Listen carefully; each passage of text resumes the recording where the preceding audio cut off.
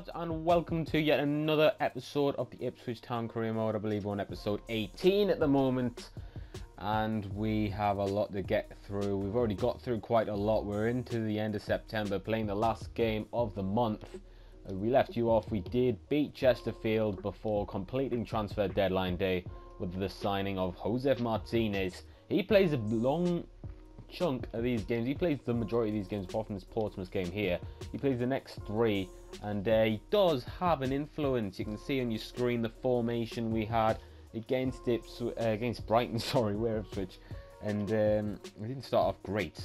Izquierdo there gave him the majority of the pitch to find a shot, and he actually missed it, but the rebound off the post was hit well, and we just give him too much space. It's simple as that. But Martinez hits the woodwork for us, and we go close, and it's not long after he decides to actually finish a shot. He had a couple of scuff shots before here. I think it's important that I let you know what he's like.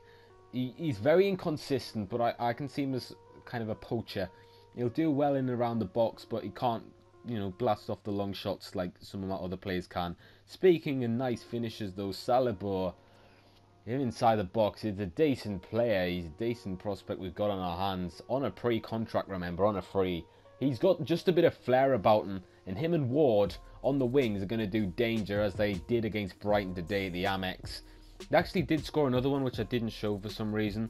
But yeah, it was near the end of the game. And there's the stats for you there, as I forgot to show them as well. So I'm having a bit of a nightmare in terms of post-recording. But what's important is I show you the results, and I'm pretty sure you prefer to see my goals, but I think it's important we see some of their goals as well. Again, so much space for the attackers. I mean, we are going to leave a lot of space if we're going to pressure so high up the field. You can see here the players we get in advanced positions. We just wait for the runs here. We've already got 4 players in and around the penalty area. Dozzle, he's come back from suspension in this game, and he absolutely smashes it in the game and in the net. Dozzle's taken down here and is allowed for us to take a quick free kick, and Teddy Bishop kind of catches the Burnley defence by surprise as we go 2-1 up at Portman Road, and Burnley are left shaking their heads. And I think the third goal, similar to the Brighton game, is a bit of a counter-attack. Josef Martinez just cuts inside. It's a bit like Salibor's in the last game. He just nice lifted finish over the goalkeeper into that far corner. Finesse shot, and that's how that one ended. So 2 back-to-back wins. Last game was actually our first win in the Premier League, and this game here is it's much better. We played West Ham here, and I think it's the biggest stadium we've played in so far, if I'm not mistaken, in this whole series. It's important we've got off to a good start, and it was very, very shaky. I don't think we have a 0-0 draw in this whole series yet, and that wasn't going to be the case as we level it. Well, we don't level it, we make it, we make it 1-0 later on, but I'm very disappointed with the way that goal was defended. Late on, of course, you just expect us to grind out the result, and at the point of West Ham, you can't really complain when we're in our position, but it is disappointing as we head into this EFL Cup game against Portsmouth. It's now called the Carabao Cup, of course. But yeah, I mean, we didn't finish the last game very well, but we started this one superbly from kickoff. Suleiman Abdullahi came in to the 11 to play Portsmouth, and we have got off to the best start possible. 2-0 up in the first 10 minutes, in the first 8 minutes really. Martin Waghorn doubles our advantage at what's it called, bloody Fratton Park. There we go.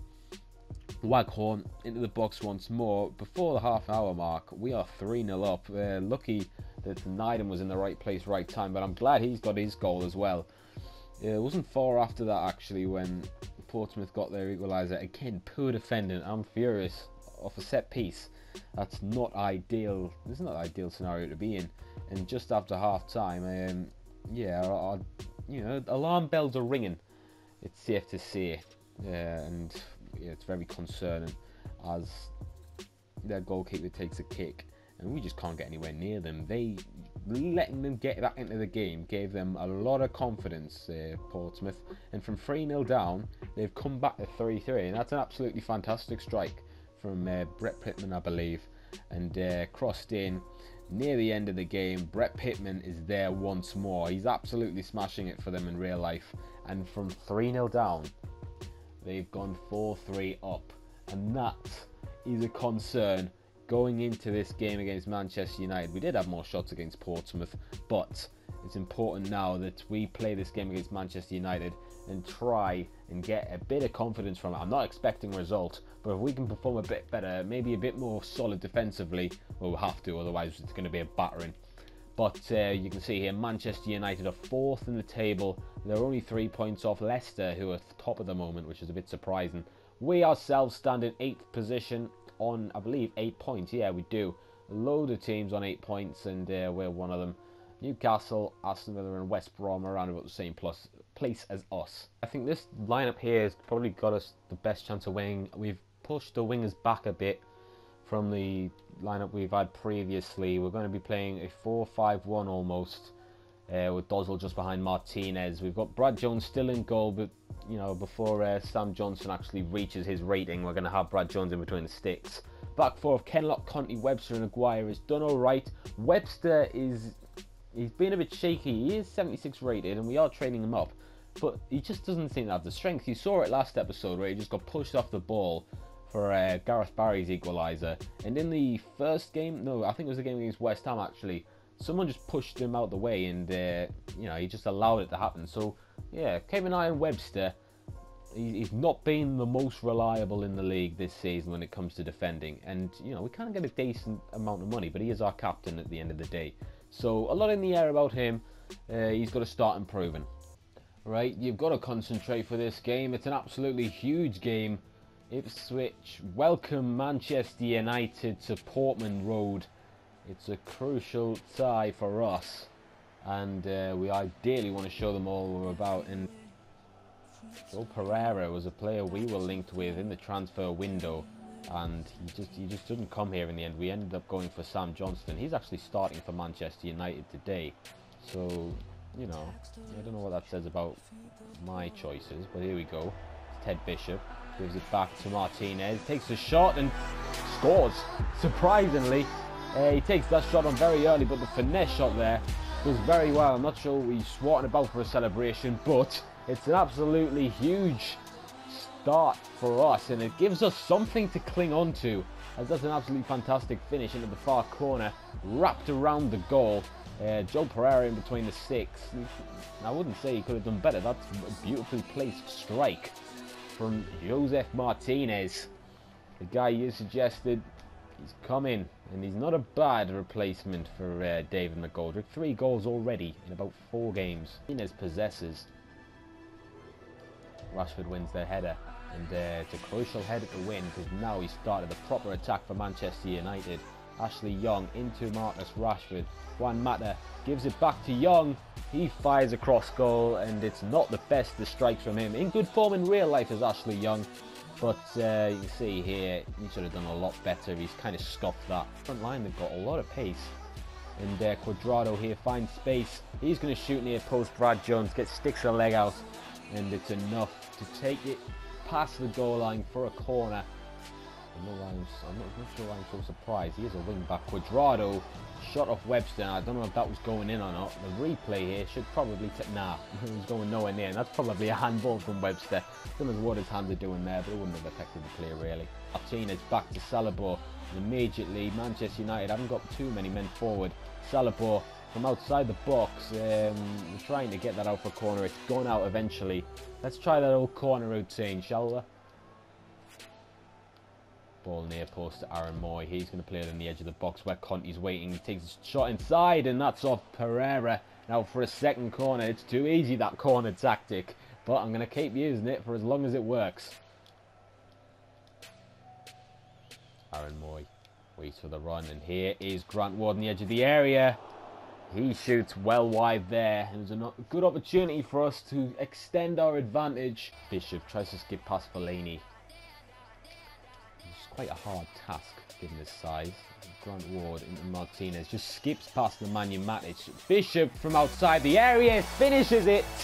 2-0 to Ipswich Town. Manchester United have been abysmal this game. I thought they might have come out the second half with something to prove, you know, a bit of urgency, you know, team talk from Jose Mourinho, sort them right out. Apparently not, it's been all us. I don't even think they've had a shot this second half, and we've had 2 great chances. Ted Bishop this time from outside the area. It absolutely leaves a dent in the net there. And Joel Pereira, a guy we were linked with in the summer. He's not done great there from outside the area. Yeah, I always rated Brad Jones anyway, you know. You know, he means he's not part of the attack, as he has just made the tackle. Aaron Moy rushes forward here for Ipswich into Grant Ward, and it's a good tackle there as Juan Ferran deals with it, gives it to Phil Jones, Fellaini, Rashford, Cuadrado, and now Moy wins it back again. Ipswich Town are going for a third as Martinez shoots across goal, hits the outside of the frame. It's a perfect chance for us. Ashley Young's coming off for Manchester United. On comes Anthony Martial. Why wasn't he starting then? Marcus Rashford inside. Salabo deals with it perfectly. And now we've got one more chance to break. It's forward here to Grant Ward, and now Martinez into the feet of Rojo, and it's not ideal for us, but Matic skips past another man. He's come alive since the hour mark. And Rashford to Cuadrado, gives it back to Rashford, and again Manchester United miss a vital chance to reduce the deficit. Cuadrado's now coming off, on comes Mkhitaryan. His attack's getting more and more dangerous as time goes on. No real hope, as Mkhitaryan now has it on the edge of the area. He's giving it out wide to Juan Ferran. Good tackle from Grant Ward as we go forward again. Now it's Grant Ward into Dozzle, and now it's a counter-attack for us. It's really just counter-attacks from us. This is our only form of attack at the moment. Salabor, ball into the area. Martinez takes one touch. Martinez had a great chance to make it 3, but if it wasn't for Juan Ferran, he could have had a good chance there. Now it's Pogba coming on. I mean, they've just disrespected us. At the beginning I thought it was injuries, but turns out that the 3 subs they've brought on, so they're quite disrespectful in the way they've approached it. Aaron Moy into the head of Martinez, makes it 3, and it's a different corner routine from us now, but it was an absolutely fantastic one as the diving header from Martinez makes it 4-4 for him, and the 3-0 lead of Manchester United. They haven't even scored.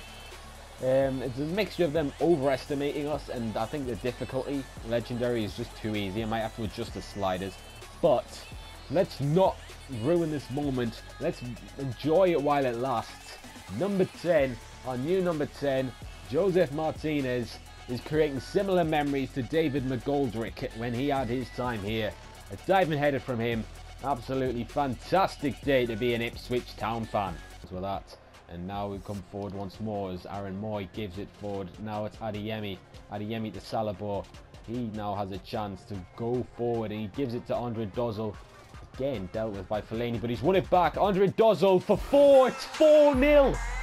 Absolutely crazy result here at Portman Road as Andre Dozzle, who's been very quiet this game, it must be said, he just keeps fighting for that ball. And Manchester United, this result is going to be one of the results of the season. It's an absolute brilliant way to cap off this month of September. Andre Dozzle, absolutely fantastic strike. What more can be said? Pereira's had a nightmare. Fellaini's had a nightmare. Mourinho must be furious. And that caps off an absolutely fantastic afternoon at Portman Road. 4-0. They didn't even score. And I think it's our biggest win of the Premier League this season, so it's absolutely fantastic. Biggest win in any competition. You know, we struggled against Chesterfield. Manchester United have an absolute nightmare. In reality, though, I think I'm going to have to deal with these sliders a bit more. I mean, the problem staring Manchester United right in the face there. The shot accuracy of 12%. You can see down there, obviously I can't select it, but the shots haven't been from like very far out. It's just missed the target most of the time. And it would have been a lot more of a competitive game had most of those shots gone in. We had 6 on target in comparison. We had more possession. You know, Manchester United, they didn't play like Manchester United at all.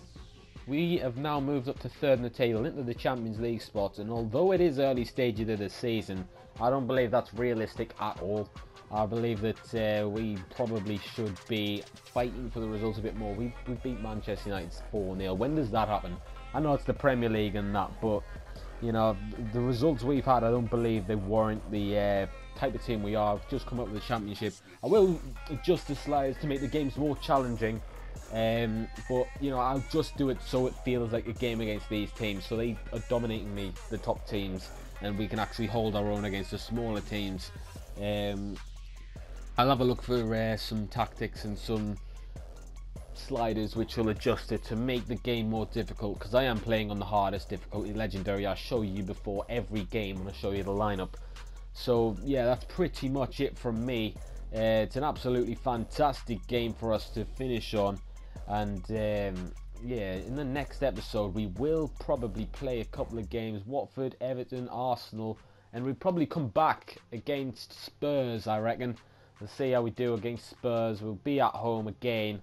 Yeah, I reckon Spurs at home will be the next game we'll play. So thank you all for watching once again. If you have enjoyed, please leave a like, comment on what you think. Are there any slider suggestions you know of? Please let us know in the comment section below. Thank you all once again for watching, and I'll see you later, lads.